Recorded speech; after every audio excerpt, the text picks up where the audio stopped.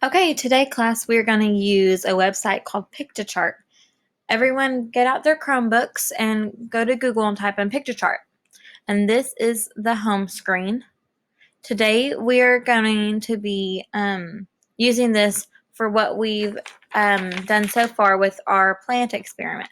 So today, although you have all these options on this side, on this left side, you're going to choose presentations where I am right now, and this is what you'll be looking at. This is what your screen should look like. Once you're in presentation mode, we're going to start from blank. This is going to be yours. We're going to personalize it to you whenever we've put on all our information in. So what you're going to do is, I'm going to pretend I'm in the group 1, and I'm going to go down here to text and the title, and we're going to put the title, and we're going to say plant experiment. And then you can move this wherever you want, and you can do different fonts and stuff. But guys, the main concern with this is I'm looking for your hypothesis, the research you've done. I need to see the title on it to make sure I know what you're looking at. In your group, I need to know who's in your group, because this is a group effort. You're just going to be putting your research on there and stuff like that. So that's what I'm looking for. I know there's a lot of things you could choose to do, like we'll be able to change the background and things whenever we're finished. But the main thing right now is for your research and things to go on this right now. So plant experiment, then we're going to add subtitle, and we're going to say I'm in group 1 with Jade, Nolan, and Jeremy. And I can shrink this down, I can do whatever, but again, that's not our main concern right now. Our main concern is what we're going to put on it. But whenever you do have your hypothesis, this is how I add a block, and it's going to make you a whole new slide. So this is going to be our first slide up here, then our second slide will be down here.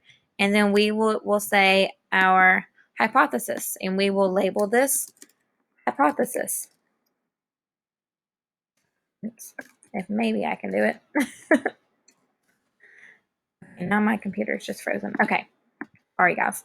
All right, and we're going to put hypothesis at the very top or the bottom or whatever, wherever you want to do it. And maybe my group's hypothesis, because our experiment was about plants, what plants need to survive. So maybe our hypothesis was a plant can live off of Sprite instead of water. So that's our hypothesis. I'm going to move right under our hypothesis. And but whenever you get everything done, we'll put another slide in and say week one, our plant hasn't grown yet, or whatever your plant's doing right then. And then once we're done for the day, once you've got your hypothesis done for today, next week we'll do our week 1 and week 2 and so on.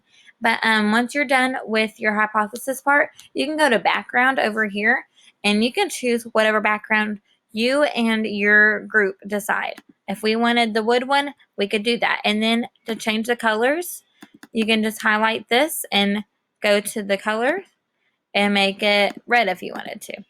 So, and then you can make the size bigger. You can bold them or underline them or whatever you feel like you want to do. But this isn't the part we should be focused on. The focus should be what we have learned so far and what our plants are showing. So, and then that one only changes that one. So you can go back up here, click this one, and make it the same or different or whatever. But if you choose something crazy, make sure you are I'm still able to read what you wrote.